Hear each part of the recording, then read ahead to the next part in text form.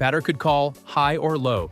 This one sounds like it came from a choose-your-own-adventure book. Back in the pre-1887 days, batters could literally tell the pitcher whether they wanted the pitch high or low. Like ordering takeout, "I'll take a high pitch, hold the slider." The pitcher was required to try and throw the ball in the zone the batter requested. If they missed, ball one. It was an early form of customer service baseball. It might sound completely insane now, but it actually made sense in a world where pitchers were seen more like glorified batting practice machines. The game back then was about getting the ball in play, not striking guys out with 101 miles per hour heat. This rule turned pitchers into suggestion boxes with legs. This whole setup ended in 1887, when baseball collectively realized that maybe giving hitters total control wasn't the best idea for, competitive balance. Once pitchers were allowed to throw wherever they wanted in the strike zone, strikeouts became a real weapon. That rule change laid the foundation for the pitcher versus hitter battles we know and love today. No famous modern examples here because thankfully this one died before television. But you can bet someone somewhere got their requested low pitch and still whiffed. Underhand pitching only. Yes, you heard that right. There was a time when pitchers were only allowed to throw underhand, like they were lobbing softballs at a backyard barbecue. This rule traces back to baseball's roots in cricket, where the pitcher or bowler delivered the ball with a straight arm. Pitchers originally had to keep their hand below their waist during delivery, and anything else was considered cheating. By today's standards, it's laughable. Imagine Max Scherzer winding up and then just kind of flipping the ball in like he's tossing horseshoes. But for a while, that's exactly how it worked. Of course, as competition heated up, pitchers started pushing boundaries. Literally, they slowly raised their arm angles until the league had to take notice. In 1884, overhand pitching was officially legalized, and it changed the game forever. Strikeouts soared, pitching strategy evolved, and batters actually had to start fearing the mound. The shift was monumental. Think of it like switching from Nerf guns to real weapons, and just like that, the days of gentlemanly tosses were over. Baseball had entered the era of smoke and spin. Walk after 9 balls. The leisurely stroll to first base used to take way longer. When the concept of a walk was first introduced in the 1870s, it took 9 balls to earn a free pass to first base. 9! That's not a walk, that's a whole hike. The idea was simple. Pitchers needed to be encouraged to throw strikes, but early baseball wanted to give them the benefit of the doubt. So hitters had to endure nearly a dozen missed pitches before getting rewarded. Combine that with underhand pitching, and you've got a recipe for the longest at-bats imaginable. Over the years, MLB began dialing that number down, first to 8 balls, then 7, then 6, and so on. By 1889, the rule finally settled at 4 balls for a walk, and it stayed that way ever since. Honestly, thank goodness. Can you imagine a modern game with that rule? Games would take 6 hours, and pitchers would be throwing their arms into orbit. This change was crucial for making the game faster and more competitive. It shifted the balance toward hitters a bit, sped things up, and made walks a more realistic offensive strategy. Pitchers had to start aiming, and fans finally got to leave the ballpark before midnight. Bouncing over the wall was a home run. Yes, this one is real, and no, it wasn't a glitch in the Matrix. From the early days of the National League in 1876 until 1930, a fair ball that bounced in the outfield and then cleared the fence still counted as a home run. You heard that right. A ground rule double today was a full-on dinger back then. This rule existed because ballparks didn't have uniform dimensions or fencing. Outfields could be massive, and the concept of crowd control was more like a suggestion. A ball bouncing over a rope, a hill, or even a makeshift barrier often meant the fielders were hopeless to retrieve it. So rather than make a big fuss about where to place runners, they just said, "Yeah, let's call that a home run." This rule gave hitters a massive boost, but it also created some ridiculous scoring situations. Picture a bloop single with extra mustard turning into 4 bases just because it skipped like a flat stone off the grass and over a rickety fence. In 1931, the rule was finally updated to distinguish between a fly ball and a bounce over the wall. The change was driven by evolving ballpark standards, better field conditions, and a desire to make homers feel earned, not accidental. Babe Ruth hit a few of these bounce-over homers, and even though they count in the record books, it's a bit like winning a race because everyone else tripped. Dropped third strike. If a catcher doesn't catch the third strike cleanly and first base is unoccupied, or there are 2 outs, the batter can run to first. Why? Because 1880s, baseball was basically Calvin ball. The dropped third strike rule came into play in 1887, and it's stuck around ever since, like that weird uncle who keeps showing up to family dinners. It originally made sense. Catchers didn't have modern gear and dropped balls were pretty common. Rather than penalize the batter for the catcher's butterfingers, the rule gave batters a fighting chance. There have been some iconic moments thanks to this rule, like the 2005 ALCS Game 2 when A.J. Pierzynski swung at strike 3. The catcher didn't catch it cleanly and Pierzynski sprinted to first. He made it. The inning continued. The White Sox won. Angels fans still carry emotional scars. Infield fly rule. Let's say there are runners on first and second with less than 2 outs. The batter pops the ball up and the infielder just lets it drop on purpose to get a cheap double play. Classic dirtbag move, right? Enter the infield fly rule. Once the ump thinks the ball is catchable with ordinary effort, whatever that means, the batter is automatically out, even if the fielder drops it on purpose. This was born in 1895 out of a pure desire to stop shady fielding tactics. It's a rule designed to keep things fair, preventing infielders from intentionally dropping easy pop-ups just to turn double plays on unsuspecting base runners. One of the most infamous uses of the infield fly rule came in the 2012 NL wildcard game between the Braves and Cardinals. With runners on base, an infield fly was called on a ball that landed in shallow left field. Chaos erupted. Fans rained trash onto the field, and Braves fans still wake up at night muttering infield fly. Ball lodged in umpire or catcher's gear. Yes, this is a rule. If the baseball somehow gets stuck in the umpire's mask, chest protector, or even the catcher's gear, it's a dead ball and all runners advance 1 base. This is one of those rules that sounds like it was written by someone who once watched a cartoon and said, "Yeah, that checks out," and yet it's happened. Most famously in a 2014 game when the ball lodged in the catcher's chest protector. Just disappeared in there like it was swallowed by a baseball-eating monster. Dead ball. Runners advanced. The batter looked like he just witnessed a glitch in the matrix. It doesn't matter how it happens. If the ball vanishes into someone's pads, it's like it hit a portal. MLB had to write it into the rule book to account for all the weird places a baseball might go when physics and padding collide.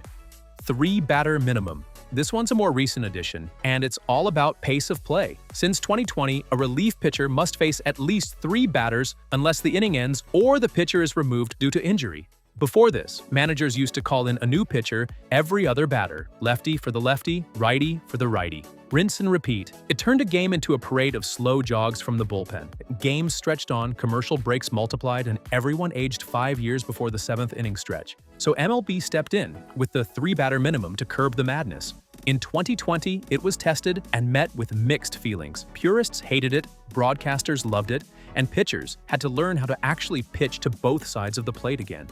In 2021, a Mets-Marlins game highlighted its impact. Luis Rojas couldn't pull a struggling reliever in time, which directly led to the go-ahead run. Rule in action, game altered. The pine tar incident. The most infamous pine-scented meltdown in baseball history. According to the rule, a bat cannot have pine tar extending more than 18 inches from the knob. The point? To keep the ball clean and avoid interference with the game. Enter George Brett, stage left, foaming at the mouth. It was July 24th, 1983, Yankees versus Royals. George Brett hits a 2-run homer in the 9th inning to put Kansas City ahead. But then, Yankees manager Billy Martin, not exactly known for his chill, points out that Brett's bat had too much pine tar. The umpires measure, agree, and call him out. Home run erased. Brett goes ballistic, charging the field like he's about to reenact a WWE promo. The footage is legendary. Fans lose their minds. MLB ends up reinstating the home run a few days later, ruling that while Brett broke the rule, the punishment was over the top. But the rule itself, still on the books. You can use pine tar, just not too liberally. It's like the Goldilocks zone of stickiness. Catcher's interference. Let's say a catcher gets a little too eager and his glove touches the batter's bat during a swing. Congratulations, you've just witnessed catcher's interference. The batter gets awarded first base, and any runners stealing or moving up may also advance, depending on the play. It's like getting on base by accident, and it's totally legal. This rule dates back to the 1890s, but it doesn't come up too often. Most catchers are good enough to avoid accidentally karate chopping the batter's bat, but when it does happen, it's always weird and awkward and ends with both managers waving their arms like they're directing airplane traffic. One of the most memorable examples came in Game 1 of the 1996 ALCS, Yankees vs. Orioles. Derek Jeter was awarded first base on a catcher's interference call. The Yankees capitalized and tied the game. A few innings later, the infamous Jeffrey Meyer home run happened, meaning the catcher's interference helped extend the game long enough to become controversial. So yeah, this obscure rule helped push the Yankees toward a playoff win and set the stage for one of the most talked about moments in postseason history. Protest rule. Once upon a time, if a manager believed the umpires had misapplied a rule, not a judgment call, but a misapplication of the actual rules, they could officially protest the game. This wasn't just yelling and kicking dirt. This was filing a formal complaint with the league office. Real, adult paperwork, not just a tantrum in cleats. The protest rule was most famously used in the 1983 Pine Tar game. Yes, the same one where George Brett tried to turn Yankee Stadium into a WWE ring. After Brett's homer was wiped out for too much pine tar, the Royals protested and won. The league later ruled the umpires misapplied the rule, reinstated the home run, and resumed the game from that point weeks later. Brett didn't even have to be there for the conclusion. Other notable protests include the 1989 National League Championship Series when the Cubs protested a game over a lighting failure. Spoiler, that one didn't work. Most didn't. In fact, the vast majority of protests were denied because MLB rarely wanted to admit the umps messed up. The league quietly eliminated the protest rule in 2020 as part of pace of play and modernization efforts. With instant replay reviews and camera angles on everything from the pitcher's nostrils to the popcorn vendor's fanny pack, there wasn't much need to file a form anymore. But the idea of giving managers one last bureaucratic Hail Mary, that was peak baseball. Hidden ball trick. Yes, it's real, and yes, it still works if you're sneaky enough. The hidden ball trick is one of baseball's oldest and rarest forms of legal tomfoolery. It's exactly what it sounds like. A fielder hides the ball and waits for a runner to step off the base. If the pitcher isn't on the rubber and the ball is live, the fielder can tag the runner out. Boom, magic trick. The trick is so rare that when it works, it usually ends up on every highlight reel and blooper compilation for the next decade. Most recently, it was pulled off by Todd Frazier in 2013 while he was with the Reds. He casually held onto the ball after a pickoff attempt and waited like a predator in the weeds. The runner, blissfully unaware, stepped off, and Frazier tagged him out like a magician pulling a rabbit out of a glove. This tactic is governed by very specific rules. The pitcher can't be on the mound or engaged with the rubber when the trick is pulled. Otherwise, it's a balk. And trust me, more hidden ball attempts end in a balk than an out. Still, every infielder has dreamed of pulling it off at least once. It's part prank, part play, and entirely humiliating for the runner. It's also one of the last remaining rule-legal stunts in a sport that once let hitters call their pitch height. Walk-off balk. Imagine training your whole life to be a pitcher, working your way up through the minors, surviving bus rides and gas station dinners, just to one day lose a Major League Baseball game because you flinched. That's the walk-off balk, a legal way for a team to win a game if the pitcher makes an illegal motion with a runner on third base. The balk rule is notoriously vague and inconsistently enforced. Technically, it's meant to prevent pitchers from deceiving runners with fake moves or sudden stops. In practice, it's a guessing game. If a runner's on third and the pitcher so much as sneezes wrong, the ump can call a balk and award home plate. Game over. Walk-off balk. Cue the sad trombone. One of the most infamous examples happened in 2018 when Dodgers reliever Dylan Floro was called for a balk with the bases loaded in the 12th inning against the Mariners. It ended the game in the most anticlimactic way possible. No bat, no swing, just a confused look from the pitcher and an ump pointing at home. There have been over a dozen walk-off balks in MLB history, each one more bizarre and demoralizing than the last. And the best part? No one really knows what qualifies as a balk until it's too late.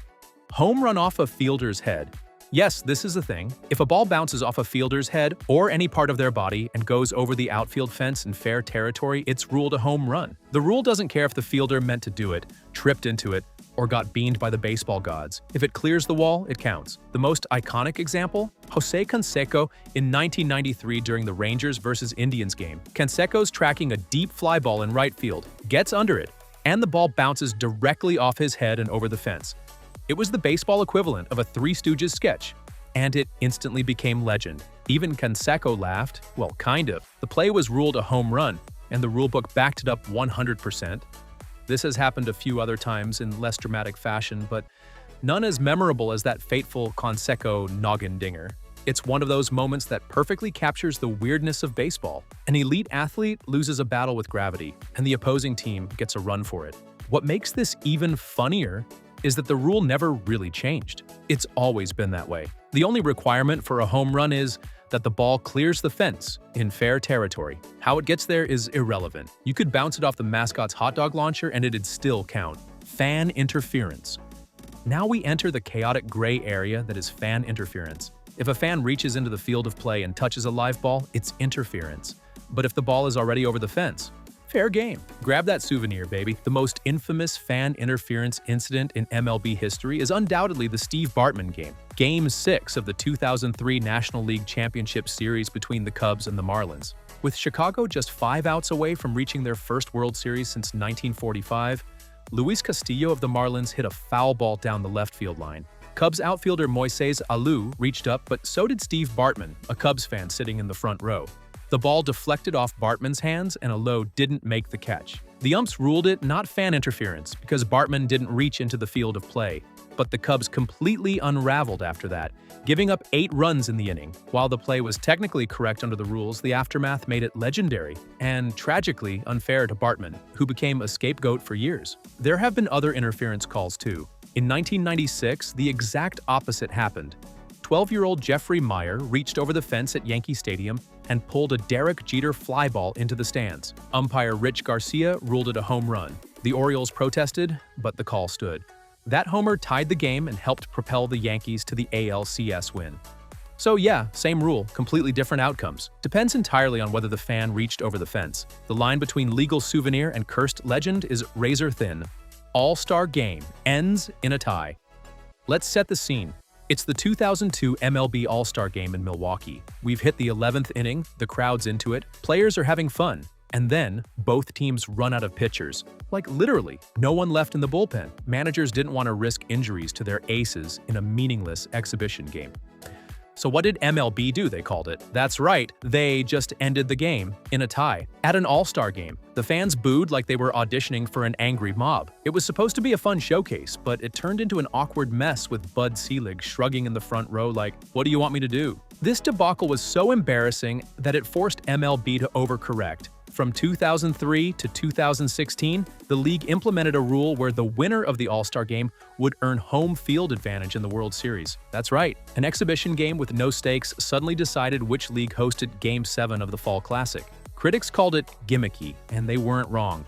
Eventually, MLB scrapped that idea and reverted to giving home field advantage to the team with the better regular season record. But the tie still lives on in infamy. It's a perfect reminder that sometimes trying to make baseball more exciting can backfire in the weirdest ways. Runner on second in extras. The Ghost Runner, otherwise known as the Manfred Man, yes, like the 1960s rock band because baseball fans are weird. This rule started in 2020 as part of MLB's attempt to shorten games during the COVID-19 pandemic, but then they just kind of kept it. Like a pandemic hobby you never gave up. Here's how it works. Starting in the 10th inning, each half inning begins with a runner on second base. The runner is usually the guy who made the last out in the previous inning. So even though nobody earned their way on, there's a guy out there threatening to score right off the bat. The goal was simple: speed up extra innings. Before this rule, games could go on forever. Remember that 2018 Dodgers vs. Red Sox World Series Game 3? It went 18 innings and lasted over 7 hours. MLB saw that and said, "Never again." The rule has had mixed reactions. Purists hate it, managers love having a quicker resolution, and fans? Depends on whether their team wins. It's led to plenty of wild finishes, including multiple walk-offs in the 10th without a single hit being recorded. Just a sacrifice bunt and a fly ball. It's still in use today, and while it might not feel very traditional, it has made baseball games shorter. Sometimes rules don't have to make sense, they just have to work. Sort of. Baseball may be America's pastime, but it's also a treasure trove of weirdness, dusty rulebooks, and chaos disguised as tradition. MLB is proof that even the most historic games can have a little madness baked in. So next time you see a batter run to first after striking out or a walk-off via a guy twitching on the mound, just smile and remember, this is baseball, baby. If you enjoyed this breakdown of MLB's Funhouse Mirror rules, smash that like button, drop a comment with the weirdest rule you've ever seen in action, and subscribe for more baseball content that explains the game like never before.